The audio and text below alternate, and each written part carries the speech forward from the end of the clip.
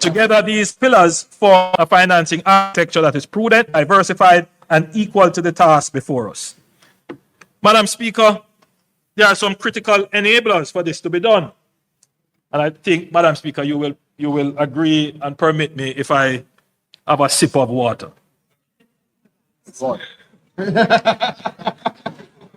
By the way, how much was this one? How much was this one? This is all at $16. This is less than $100.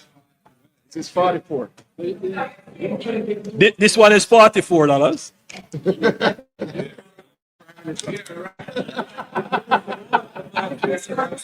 Very nice, very nice. But I have another present for you. NWC. Send this over. Give it another one. Oh, we have one for you. This is NWC water. NWC water. So this is about $20, right? Of course. That was I brought it here. No, when I heard.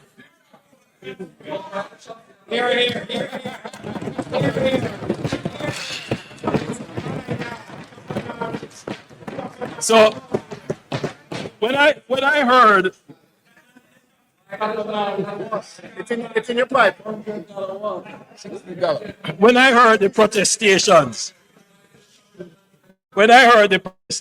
of the leader of the opposition that water costs more than gas. I mean, so yes. If you bought Avion or some other, but that's not the question. The question is, why would the leader of the opposition go and buy water that costs more than gas when there are other options that are more economical? Madam Speaker, to me,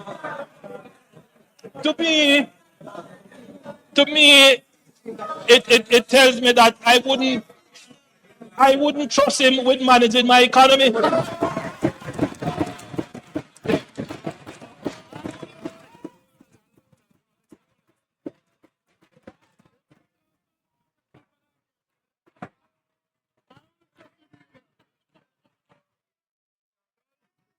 The most expensive water.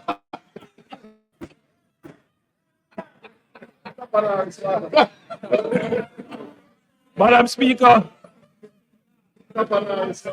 what I have described is a resurgent Jamaica, a new Jamaica. But all of this depends on a set of critical enabling conditions that must be in place and must be sustained. There are non-negotiable preconditions for the resurgent Jamaica I have described today to move from vision to reality. Enabler number one, maintaining debt sustainability and macroeconomic stability. You cannot buy water more expensive than gas. Madam Speaker, absolutely. The first critical enabler is our ability to manage Jamaica's financing with the same discipline and intelligence that we have exhibited over the last decade. Within weeks of Melissa's landfall, the World Bank's rapid assessment estimated physical damage of $8.8 billion. When the full damage and loss assessment led by the Planning Institute of Jamaica was completed in March, capturing not just physical destruction, but direct and indirect economic losses, the figure emerged a huge, staggering $12.2 billion. That is 56.7% of Jamaica's GDP in 2024. Let us put that in full perspective. This is more than 4 times the losses from Hurricane Gilbert, which held for decades the grim distinction of being the most costly hurricane in our history. It is also larger than the FinSAC bailout, which cost the country 42% of GDP. The difference, of course, is that FinSAC was not an external shock, it was a PNP-created shock. It was a purely domestic homegrown crisis caused by poor policy choices of the PNP administration of the 1990s. It took us 30 years to get back to GDP down to the same level as it was at FinSAC. 30 years. 30 years. And this is the administration that brought it down. 30 years. Madam Speaker, it is clear that by any measure, we are now dealing with an economic rupture of a scale this country has never confronted. The fiscal consequences strike from both directions at once. Tax revenues falling as economic activity contracts, while the demands on public expenditure surge for relief, for recovery, for restoration of public infrastructure. The central question is, how do we finance the deficit? The opposition has made some suggestions. The first is the introduction of electronic invoicing. This is something that has already been contemplated, but to get it to implementation, you have to first of all build out the digital infrastructure. Madam Speaker, it is a good recommendation. We're not naysaying it. That we were already contemplating it is neither here nor there. What I'm happy about is that it is the opposition that has brought it up.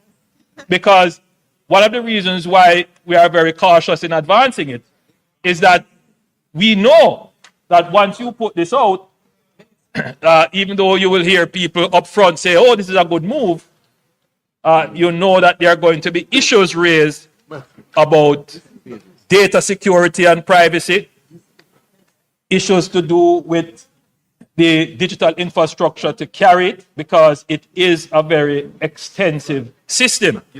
So before you can even move such a system, you have to put in place something called public key infrastructure.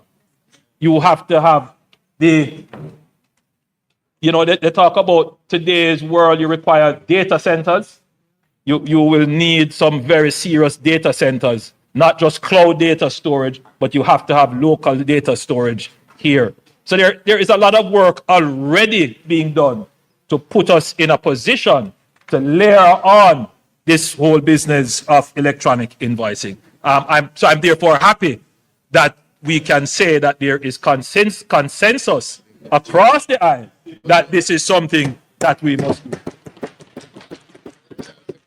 The Data Protection Act is already in place.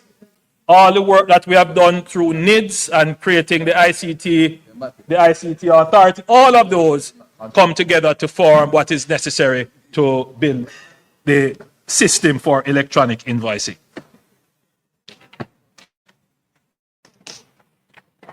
The opposition's second suggestion is that we should just borrow a little more, literally.